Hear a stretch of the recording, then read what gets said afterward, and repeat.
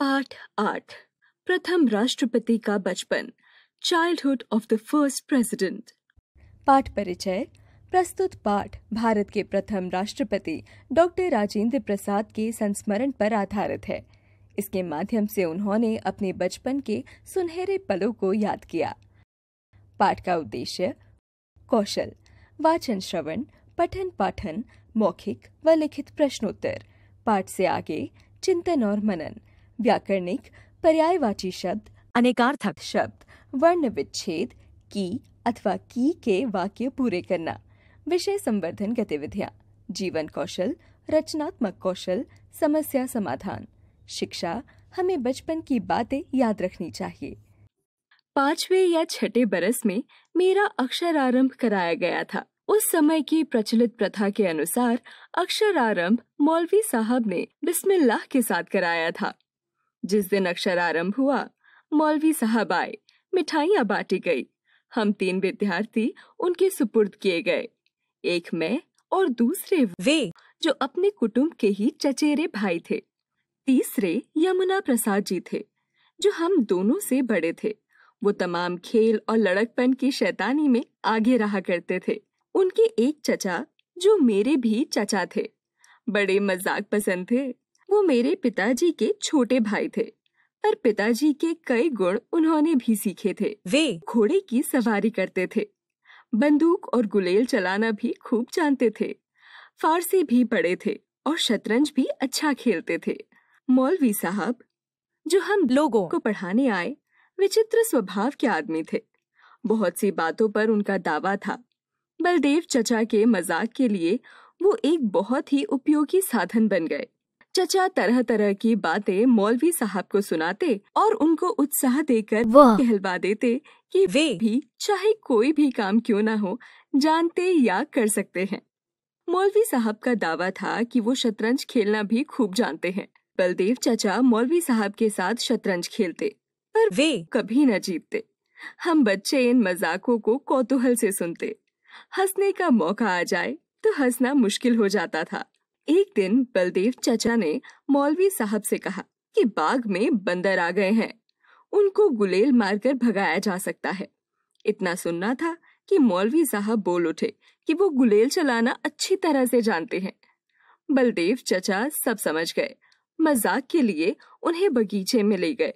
उन्होंने गुलेल और गोली उनको सुपुर्द करके कहा कि खूब खींचकर एक बंदर को मारिए। मौलवी साहब ने खूब खींचकर गोली बंदर को मारने की कोशिश की। इतने में ही उनके बाएं हाथ के अंगूठे से खून टपकने लगा और चोट के दर्द से वे सहम कर बैठ गए। गोली बंदर की बजाय वो खुद को मार बैठे थे। एक दिन सब लोग शाम को टहलने निकले। मौलवी साहब और बलदेव चचा भी थे।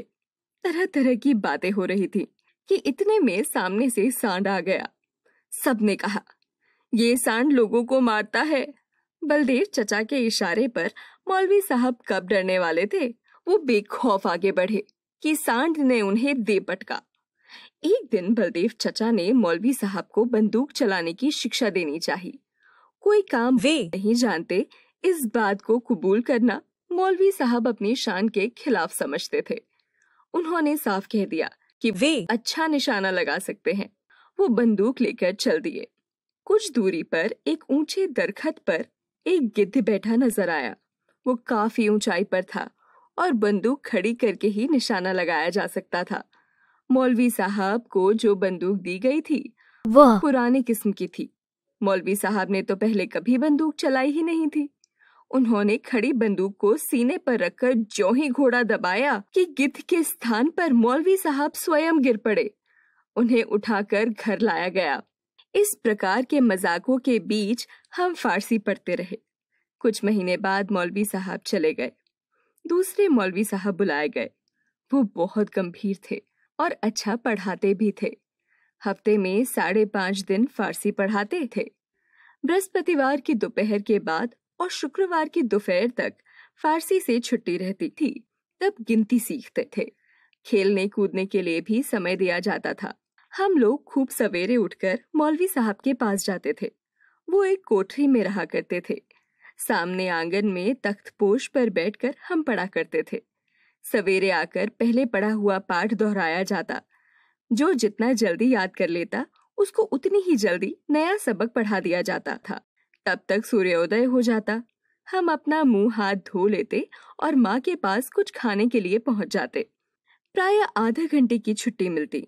नाश्ता करके लौटने पर सबक याद करना पड़ता और सबक याद करके सुना देने के बाद मौलवी साहब हुक्म देते, किताब बंद करो। किताब बंद करके तख्ती निकालनी पड़ती। तख्ती भर जाती तो उसे धोना पड़ता। इस क्रिया में भी कुछ समय खेलने को मिलता। दोपहर को नहाने और खाने के लिए 1 या 1.5 घंटे की छुट्टी मिलती और खाना खाकर फिर उसी तख्तपोश पर सोना पड़ता। मौलवी साहब चारपाई पर सोते। दोपहर के बाद दूसरा सबक मिलता और उसको याद करके सुनाने पर ही खेलने की छुट्टी मिलती। संध्या को जल्दी नींद आती। डर रहता कि मौलवी साहब हमें पलक झपकाते देख न लें, नहीं तो मार पड़ती। जल्दी छुट्टी के 2 उपाय थे। खेलकूद में यमुना भाई लीडर थे। जल्दी छुट्टी पाने के लिए भी उपाय वही करते। पढ़ने के लिए तेल का दिया जलाया जाता था। यमुना भाई रेत की छोटी पोटली बना लेते और उसे छिपाकर दिए में रख देते। वो शीघ्र ही तेल सोख लेती और दिया जल्दी बुझने पर आ जाता। मौलवी साहब दाई पर गुस्सा होते कि तेल कम क्यों डाला, और वो मजबूर होकर किताब बंद करने का हुक्म दे देते। और जो कुछ फारसी का ज्ञान हुआ वह दूसरे मौलवी साहब ने ही दिया। हम सब भी उनको प्यार करने लगे थे। जब घर छोड़कर हमें छपरा अंग्रेजी पढ़ने के लिए जाना पड़ा तो मौलवी साहब को और हम लोगों को बड़ा दुख हुआ।